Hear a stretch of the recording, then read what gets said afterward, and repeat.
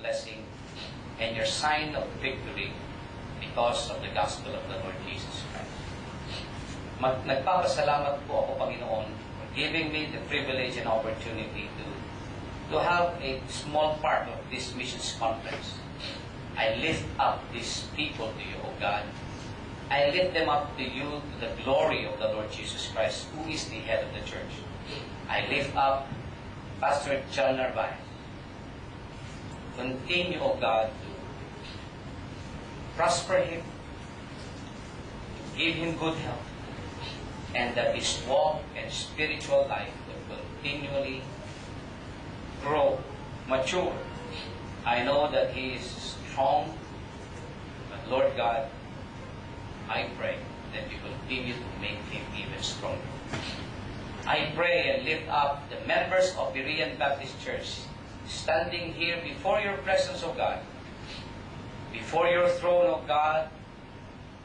Look upon us and look upon these people with your loving kindness and favor once again.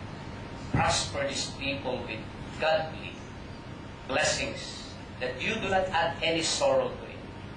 I pray, O God, that every one of these people here that are standing before you, members of Berean Baptist Church, would realize that what they are doing in those companies is indeed a service, that you are the one who placed them there, and not by chance, and not by any accident or anything beside your will.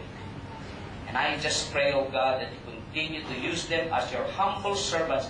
Fill each of these members and the pastors, and as well as me, with your power of the Holy Spirit of God, because the fruit of the Spirit is love, and because this is how we can do well in our Christian life, in our Christian service, in our Christian relationship, if we continue to walk in truth and to continue to walk in love. I lift these people up to you, O God, that they would continue to walk in truth. And there is no greater joy for Pastor John and for me, as their friend and partner in missions, that we see these beloved children of yours walk in truth. And this is the one that will truly bring joy in our hearts. Father, we worship you, we honor you. You are the one who is able, and you are the one who is really deserving of all this. We thank you, Father, for the righteousness of Jesus Christ, and for your grace, O God.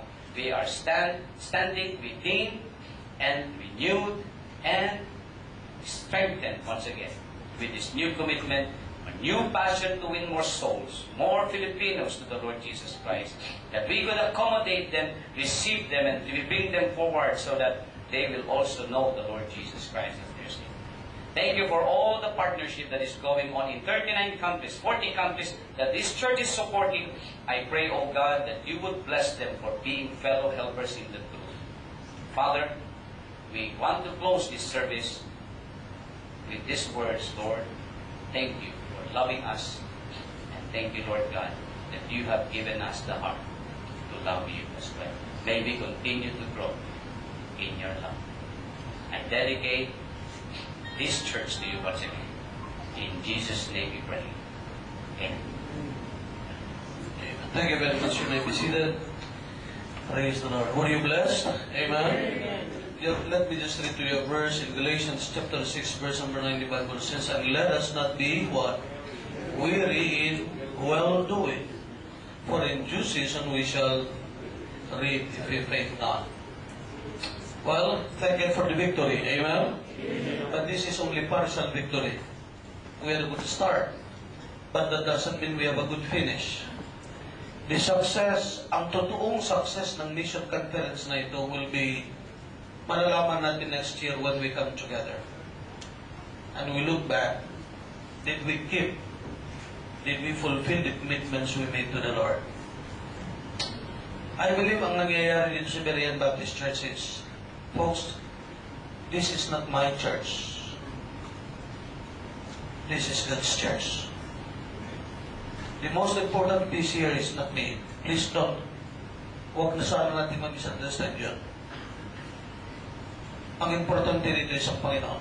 Amen. The Bible says, whether you therefore ye eat or drink or whatsoever ye what do. I wonder how many times my name was mentioned in that message, and I appreciate Pastor Tucker for being gracious, but sa totoo lang, it's the Lord. It's not me. It's the Holy Spirit. It's the Lord Jesus Christ. And it's our God the Father. This is His work. And what you are seeing right now, yung ina-average natin na 200, 280 every Friday, that's only a fraction of what God can do. This is His work. And we are just blessed na pinagkatiwalaan tayo ng Panginoon. Amen? Sana manatili tayong trustworthy. And what a great message that was. I believe in those things. Leadership.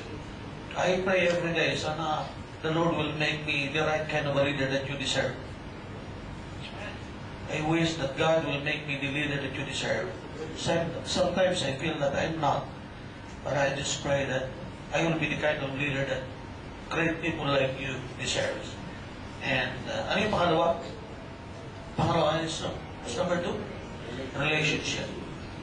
Okay, your relationship with your children, your relationship with your husband and wife. Don't forget that. That's very important. You cannot have a right relationship with God unless you have a right relationship with your wife, with your husband, and your relationship with your fellow believers. And most important of all, our relationship with God. Eldership, what's number 2? Relationship, what's number 3? Stewardship, we are managers, always remember that. We're not owners, we are managers. And number 4, what? Fellowship. Okay. Any pastor Tugero, any, this is, I really believe this now. You put any pastor here, na tama ang puso, this church will still do a great job. Sabi ko sa iyo, don't talk about me when you go to churches. You talk about my Savior. And you talk about His people. I told the deacon kanina, someday when you are in heaven, you have more rewards compared to me. Kasi dito parang ako yung nakikita because I'm the pastor. But they do not see yung mga deacons, the drivers, yung mga workers, nagtatrabaho na hindi nanonotice. You have great rewards in store for you. And I just encourage you, be not weary while doing. Just keep doing what you have been doing for the Lord. Amen? Someday I'll be gone. I do not know when. But just keep doing what's right. Keep loving God. Keep loving the work of God. Keep loving the workers of God. And God will mightily use this church. Okay, thanks so much. Well, God has been very good. Amen? Amen. I love you all very much. I love you all very much. And I just want to thank you for the privilege of being your pastor. And that's one thing I am thankful to the Lord for. The Lord has given me dalawang church. I was in Iloilo for over 30 years, and now I'll spend probably the next 30 years here.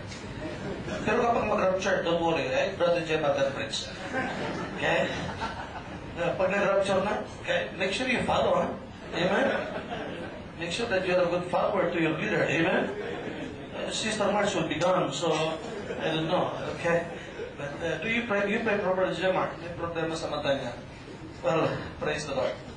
That's great. And thank you, Pastor Tugero, for coming. Amen? He is a friend. I really love this guy. I really love this guy. And sabi niya, natutuwa daw ako na alis. Actually, I'm not. Kasi mawawalan ako ng roommate. Mawawalan ako ng friend. You know, okay? That means mawawalan na rin ako ng private car. Okay? I've been driving Brother Bong's new accent na car. That will be gone tomorrow na, sir? Okay? Brother Jay, pwede pa ako dun sa yate mo bukas, the whole day? Pwede? Ito na lang ito, Brad. Para makarecover ako. Meron pa yung kaduto eh. Ikaw na magbasa kasi para sa iyo. Ano yan? Tuloy mo lang, Brad. Saan? Ayan. Do not rock the boat to sleep. That is a challenge for the church. Huwag nilang patulugin ang Grian Baptist Church. Okay. Meron pa. Meron pa? Ano yan? Ba't di mo naman sinabi na the journey through the sea would lead you through stormy weather? Okay. Meron pa? Wala na. Sa baba. Meron pa. The strong waves outside will surely rock the boat. Yes. Next. Meron pa? Pastor, dapat nasa airport ka na. Okay lang kami, okay lang kami. Sige, sige. Mahaba pa yan. Patagalin pa natin ito. Okay, the storm waves outside will surely rock the boat down. Okay. Wala na? Yan, yan. But do not rock the boat. Pakipatay yan, pakipatay. Okay. Ano yan? Ano sa yate, sinasabi mo? Ah? Yeah. Basahin mo. I love the people at Berean Baptist Church. Do not rock the boat from the inside. Brother Zemar, tell me honestly, did I snore? Nung nakatulog ako doon, did I snore? No, I did. It's alright to lie, but just okay. I think I did. Okay. Brother Jay, pwede ba ako bukas? Para makalimutan ko lang na... okay, that's great. Shall we all stand? Do we have O Zion Hayes sa PowerPoint?